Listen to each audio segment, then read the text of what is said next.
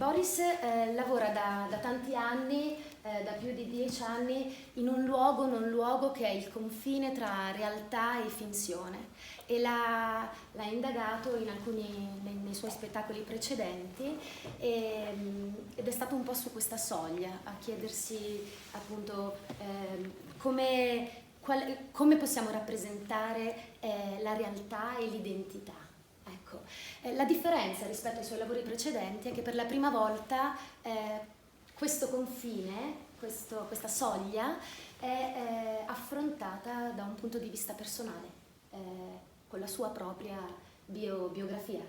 Si è parlato di vulnerabilità, vulnerability, che non è una mancanza, ma che è un'abilità. Non un'abilità qualsiasi, ma una capacità rivoluzionaria, ci ha detto prima Boris, perché vulnerabile è ogni persona, ogni essere umano che dice qualcosa che non è stato detto prima e lo dice davanti agli altri. In questo senso è un coming out. Si è parlato di coming out, ha messo in relazione il coming out che lui ha fatto 20 anni fa rispetto alla sua identità sessuale, e in qualche modo il coming out di suo padre che davanti alla malattia sceglie di morire. Però ci ha anche detto che il coming out è riferito a qualsiasi cosa. Nell'arte si può fare coming out, nella politica si può fare coming out, nella religione, nel dichiarare la propria fede religiosa, e quindi il coming out è un atto che cambia, è il superamento di un confine, lui dice. Ecco, sul confine siamo rimasti questa sera a indagare questa soglia, perché tu ci dicevi questo confine è pericoloso perché è un'arma, si può rivoltare contro, ma allo stesso tempo ti permette di incontrare l'altro. La sensazione in questo spettacolo è che tu sia voluto rimanere sulla soglia per incontrarci, e in questo senso dicevi è un diritto ma è anche un dovere fare coming out. E quindi la domanda è... What does it mean? Diritto? Diritto, the right, but also duty. E quindi la domanda è, come artista, tu senti che il tuo teatro, la tua arte è anche un dovere? Hai una responsabilità nei confronti dell'altro, del pubblico, della società, del mondo? Come vivi il tuo essere artista indagando questa soglia, questo confine? With this piece, just? Yeah. Do I need to translate what Monica said to the audience? Okay. So, Monica has explained how Boris has been always working on this very particular boundary between the representation of fiction and reality. And for the first time now, after some 10 years, he approached this concept within his personal story, his biography, his father's story. And Monica is wondering, she's been wondering of how difficult it is to stay within this boundary, and how important it is to expose yourself. He's been explaining the significance of coming out with his sexual identity, but it can be important within the political context, and especially now in an artistic concept. So, is it possible, is it his duty to approach this boundary also in creating an exposure to the audience and esposizione, giusto? Sì. And how much this is an artistic duty, but also a responsibility, not only to the audience, but to the society as well. And a possibility. And a possibility. Yeah. And the main I was almost forgetting, important is how a concept of vulnerability becomes an ability thanks to this process of coming out, of exposing yourself. Yeah, I mean, this idea with the vulnerability as an ability, I had this idea while touring with the previous piece with Hamlet. And I remember that when we went to Athens, and I was asked to write a short director's notice on the piece, like what is my intention. And I was writing that, yeah, it's very much about visibility, because I don't know if some of you have seen Hamlet here at FIT, it was in Luck 2 years ago. So it's also one person on stage, and he's a kind of an outsider person, and he exposes himself to the audience, and it's very much about this act of exposing. And while I was writing it, then I wrote like he's exposing himself and makes himself visible, and making yourself, and visibility is vulnerability, because when you make yourself visible, you give the opportunity for people to criticize you and to attack you. And while I was writing it, and because I was writing it in English, so I wrote visibility is vulnerability, and then while writing this, I discovered the word ability in this vulnerability, and I was like, wow, this is really revolutionary in a way to understand a vulnerability as an ability. What if it could be like that? And so I thought, okay, maybe theater as the place where people expose themselves on their free will, let's say, is maybe the place in which vulnerability is transformed into an ability, because it's like something that you do.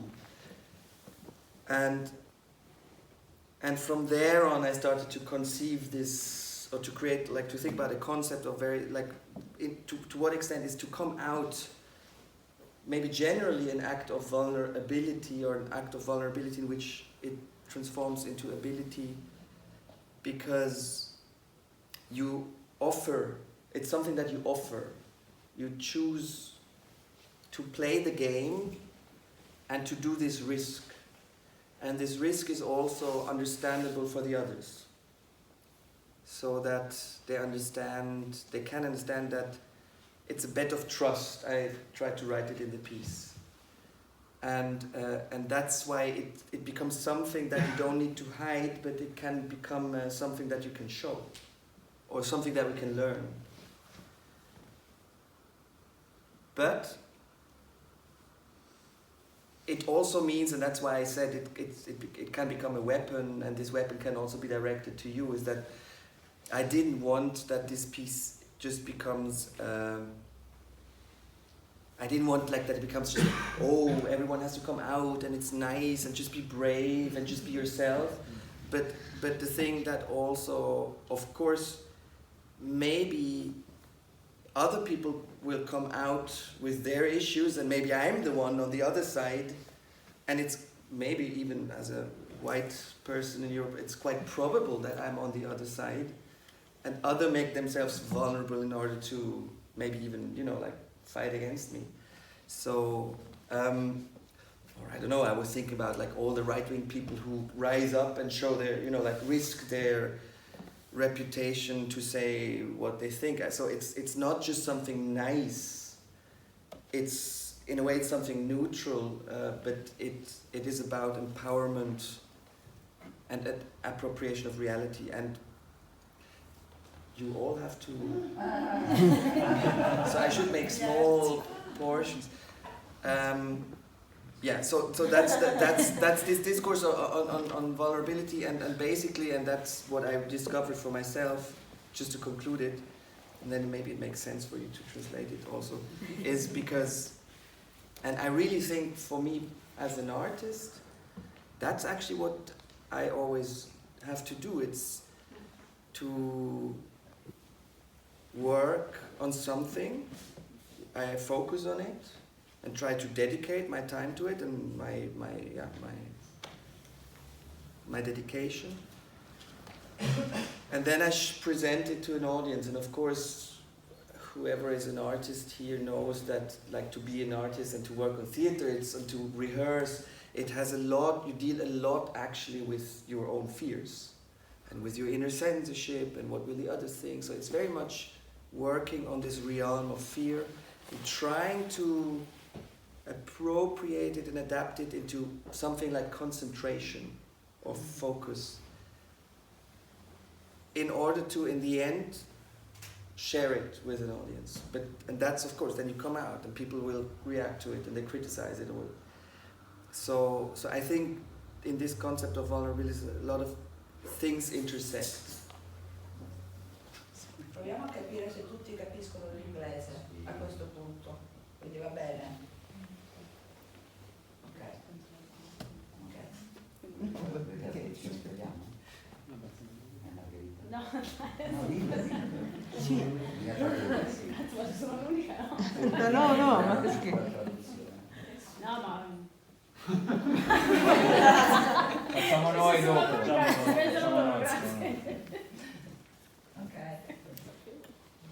Chiaramente vi invito sempre, se volete intervenire, assolutamente, siamo qui per ascoltare Boris. Altrimenti ho un'altra... Mi ha colpito nel tuo lavoro, tu parli di vita quotidiana come inganno, mentre come il falso è quello strumento che invece ti consente di essere efficace. E per efficace dici efficace, ovvero essere tutt'uno in corpo, voce, pensieri. E quindi la domanda è, ma quindi realtà e finzione? So there is a paradox, because on one side the daily life and routine is perceived as a deception, as a deceit. On the other hand, the fake is perceived as a tool for you to approach the reality and feel the reality. So once again, you're in the middle of these two opposed concepts. How do you approach that in order to get an insight of the reality in your work? I mean, it's as I write in this text. For me, it's a tool to look at reality as a forgery or as a fake. But it's something that I really do very often, because it's when I look at things as a constructions, then I realize that they are constructed. And that helps me to be less afraid of reality. Because reality is something very dominant. That's why I'm always so critical, or that's why generally, and also my work is very much influenced, or is very much defined by being very critical about, for example, documentary art, because documentary art very often has this kind of attitude of this is a representation of reality, and even, of course, if we all know about the discourse of documentary film that everything is edited and so on, but still it has this notion of non-fiction, and by that it can be very authoritarian, and for me, look like always remembering, but it's a construction. And when I look at it as a fake, like then for me it's like it just appears to be real, because that's what my brain does. It immediately interprets it as reality, which it has to do, otherwise you would go crazy. And then I try to deconstruct, to just kind of be able to, but you can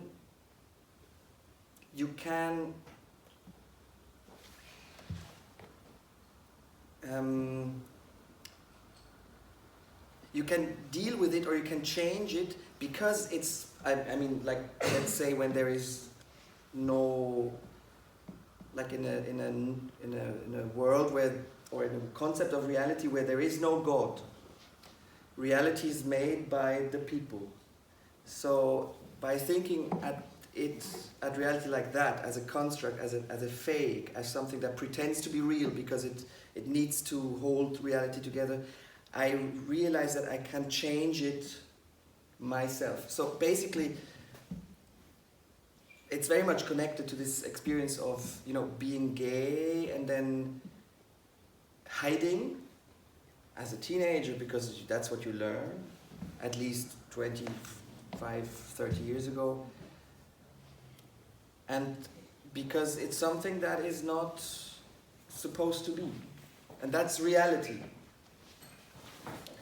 And understand that you can change it is like to look at it and say, well, but that's not true. It's not reality. It's just what people say, or it's a construct, and it has something to do with laws. I mean, that's just an idea I had like a couple of months ago, that it has a lot to do with laws, and not just laws as a metaphor, but as a legal system, and to understand that, to in a way liquefy the power of reality. It's this idea I use it as a tool, the fake, to understand I can change it.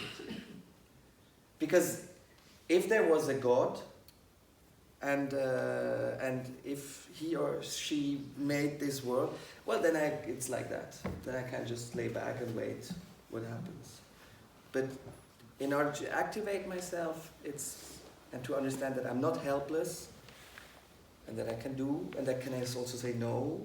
I think that's a very important. It's like I can say no to things, and no, it's not true. I don't have to do this. That changes a lot, and I think that's very much connected in the end to the question of how you relate to the idea of the obligation that you have to live.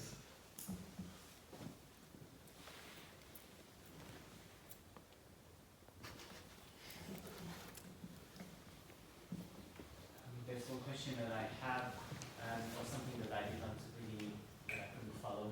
Yeah. You were talking about effectivity. Yeah. And in this connection, you were also talking about being in connection with the outside world, with yourself, with your thoughts. And I couldn't really make the link between the term effectivity and this being in contact. Yeah, it's because in German, reality is Realität or Wirklichkeit.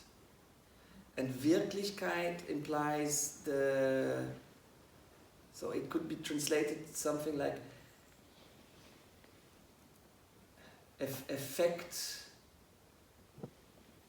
effectfulness, Wirklichkeit. So it's the realm in which effects happen. That's Wirklichkeit. It's a synonym for reality. And then there is this term to einwirken, wirksam sein. It's like to have an effect on something. So I was suddenly, it's also a thought in Hamlet and in the propaganda piece, which is a piece before, that there's a connection between Wirklichkeit and einwirken. So there's between to have an effect and this effectfulness. And so I realized that there is a connection between to have an like how can I be connected with reality and not be entfremdet? What's the English word for entfremdet? Estranged? Alienated, but almost in the Marxistic idea of alienated labor. You know, is it alienated then also? I don't know if it's in Marxistic context also. It's like this, you know, you have actually nothing to do with what you do. Alienated labor. And my question is to myself, I'm always asked, well, how can I work against or do something against my own alienations to reality, which comes with the feeling of I have no effect on it. It is like that and I have no effect and I cannot change it and I get depressed.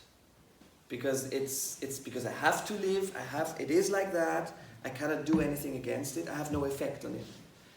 Which I think, from a political point of view, is for me quite the definition of depression. You have no effect and you cannot do anything. The world just shits on you. It doesn't matter. You don't matter. And the opposite is like to have an effect. And by that trying to appropriate reality and realize that, well, I can do something. I can, for example, try to change the way how I look at it by looking at it as a fake, and then suddenly like, oh, no. I can also maybe say it's okay to have gay sex. And then it's also something, I mean, that's just a representative example. I don't want to highlight this too much. And then one important aspect of it is to share it with others, I think. That's my theory, is that, because, I mean, of course you can kind of deal it with yourself, but it's the act of that you overcome your fear and you share it with others, that in a way then it also really becomes effective in your own personality or in your own brain, because you just stop hiding. And by that you become kind of an activist. You become political, because you are not assisting anymore in the logic of silencing, something like that. So that's how I try to bring together. I mean, these are a lot of things I've been thinking, like the last 10 years, trying to bring them together, this doubt in the document, because the document, like, what is the difference between document or documentary and propaganda? How can you make, because the propaganda also claims to be non-fictional and says that's reality, these are the norms, and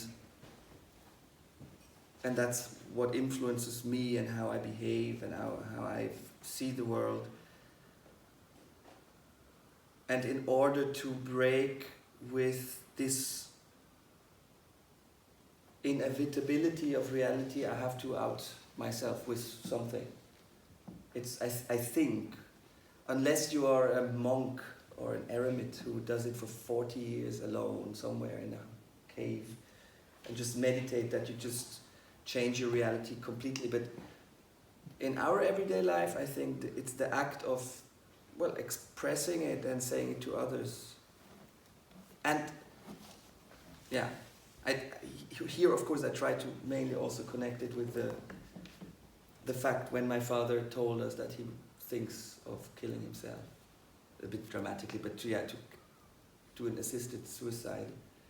And it really changed the relationship between us extremely, for the good, because it was quite a risky thing for him to do, to say. Maybe not as risky as 10 years ago, but still. And it was, of course, also, in a way, and that I find interesting, it was risky, and that I thought, well, he's really trusting his children, he's trusting us. That's very intimate. And so it brought us very close, because it was really, it just was something new. And and that's why I also told him that I think, so yeah, it's good that you were not hit by a heart attack, because that would have been a pity for this year, although he paid a big price.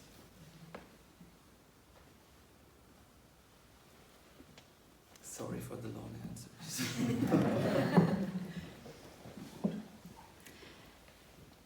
Non ci sono. Sì. I have a question about the performance, Yeah. in relation to the story. Yeah. It's a very personal story, it's very rich, it's emotional, it's very intimate even, and it's the father-son relationship. And I was wondering what makes it theatrical for you to write this story and to have our presence. What do you gain by our presence? And to go on from that, because I would like to pick up the word alienation in this context. And I was wondering whether you might have worked on the idea of the alienation effect, Verfremdungseffekt, and whether the theatrical element of this reading, because it's a reading, a public reading, a staged reading, whether you might see that the alienation effect could be something that takes you away from your father and gives us a space for the audience to enter into your story. Because otherwise my question would be, it's a very private story, why do I have to be present?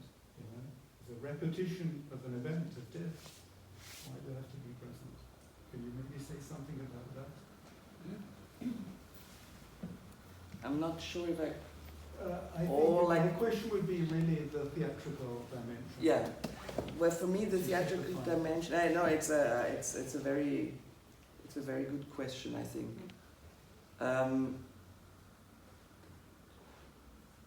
The theatrical dimension for me lays to a large part in the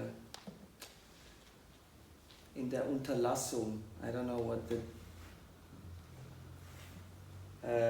in the not doing it. Unterlassung. It's like in the suspension. Yes. So that I go on stage myself, and that I reduce it to, I sit there and I read. I don't learn it by heart. There is no stage design, there's no video, no sound. No things that I usually would use. Although also a lot of my other pieces are in a way minimalistic, but still they're much more clearly identifiable as a theater piece. And here, it's the fact that I don't do all these things. That's what for me makes it theatrical and exciting in a way. Because it's for me this gesture of suspend the media and to say that's it. For me this is, I mean, that when I thought about doing it, I always thought I think this is going to be interesting because I choose a representative context, a stage, and I claim it as a piece. And then of course the question is, what is the expectation of an audience regarding what a piece has to be, or at least bring, and what the audience experiences. And I like the dealing with this question also for the audience, because to think, is this enough, that this question of is this enough, for example, pops up. And actually I have and that I say, yes, it is enough. I like this idea to come and just say, sometimes we have everything here. I mean, there's the stage, there is the text, there is me, there is the audience, there is this space of resonance. So this is, I always would say, so this is a big mean of production to produce reality and exchange. And why would I have to stand up and do something? Or why would I need sound? Or why would I need video? Why? I just want to focus, and it's also a matter of how I wanted to appropriate the question of how I want to work. So I wanted to just work on this content and the text and the shaping of this text, and then the way how I read it, and saying, and that's it, and that is important, and to make that also as a claim, to say, like, it's kind of a conceptual artistic claim. You could say it's in a way a conceptual thing. But so that's, and of course, I mean, it is very minimalistic, but it was quite hard work to work on this minimalistic form and to read, like the reading. I mean, now it's the first time that I did in English, but it took also, like in the German. I mean, now I have a lot of help from when I did it in German. The just premiered 3 weeks ago. So to really work on the form, because it's so minimalistic that everything becomes big.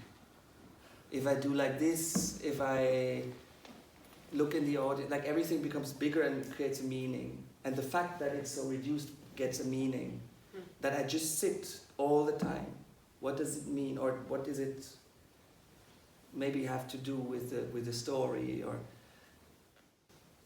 and that I find interesting, because as I said, like this to not do, not having to is for me quite a crucial drive always when I make theater, because the stress of being an artist, and probably the stress of being any kind of human being, is always this order in your head that you have to, and then you get stressed and you feel like you cannot do against this order, you submit, and then you lose orientation, and then in the end you just are lost, and then you're alienated. And I think work, so this question of effectivity, and that's my definition actually of a non-alienated labor, is to work on reality, to be affected, like to have an effect on reality and to change it. That's labor. That's a non-alienated labor. It's like you take a piece of raw wood, you make it, and in the end you have a wonderful table. It's shaping reality, and in the end you have something, and it makes you happy, and you can see it. So it's non-alienated labor, and in a way also to try to change a political situation, or people who come who are activists. There are parallels which I find interesting, and to come out is in a way also a kind of non-alienated labor, I would say. But that's what I'm looking for. See, I'm sorry, my English is really bad, but can you maybe develop in this concept of utopia that you say at the end? The utopia is not to being alone, or not. Yeah. Maybe also in these theatrical choices that you made. I mean, yeah, that's also refers, of course, to your question. I think it makes it also theatrical because, in a way, of course, I tell my own story, but at the same time, so I'm alone on stage, and a lot of things that I say refer to the situation that I am in, and is in order to, in relation to an audience. So, the one and the others, the people who come out and the others. The fact that to come out is a physical act, but it needs the others. It needs the witness. There is an interrelationship between one and the other. And so a lot of things that I tried to formulate in the text, I tried to, in a way, when I wrote them, I was always thinking of I will be alone on stage and say them, and it will have kind of a feedback in the situation, and that makes it theatrical, and that's why I wouldn't say it's a reading, for example, when I would write a book and then I go to the literary house of the city and then I just read some parts. I think it's very theatrical because in a way I do what I speak about, I would say. And although it's so minimalistic, but I almost become a bit of a role maybe, or a character, because the emotionality is something that the audience also projects on me, because of course I say it, but that's a very theatrical interrelation. And the utopia is, I think it has a lot to do with exactly this. So this, not to be alone. Sometimes it's good to be alone, but I think not to be alone, in an alienated way. So if you are alone and you choose to be alone, but you feel okay with it, then it's totally fine. But if you're alone because you hide all the time, and that's actually a political problem. And I just had 2 days ago in Zurich a conversation with Didier Eribon exactly about this writer from France, and it was about shame, and that shame is an effect of a political structure that includes and excludes people, because there are norms and laws, and some people just don't fit in these norms, and they are excluded, and sometimes it's really a matter of laws. Of course, it has a lot to do with tradition also. And the people are ashamed. Because that's how they grew up in, and they learn, I have to hide. And then they hide, and that's why they're alone. And the only thing to change that is you have to come out. And the mean thing is that because if you don't do it, you are not just alone for yourself. But the problem, and that's really the tragedy of victimhood, one can say, is that you become an accomplice of the oppressed system because you continue the logic of silence. And that makes you, that changes your position from actually you're a victim, but you're also now, you have responsibility. And it's tragic because a lot of people maybe just can't do it. But for me, it helps to think about it, to understand, well, maybe it's not, it's a duty. Maybe it's just not your choice. You just have to do it. Maybe it's not your choice, and maybe it's not about saving your own life. And then suddenly it's like, okay, it's not about protecting myself or clinging myself to life, to an idea of life, which in the end just has the effect that I cling to my life, but I hide all the time. And that is not something that I want to do, like, for example, like to be a bit kitschy as a role model for my son. But also, I mean, for other people. And so that's, I think the utopia is, and that's, and is being vulnerable together, understand, well, you're gonna die, I'm gonna die, we're gonna die anyway, so, or we're gonna age anyway, why pretending to be healthy? And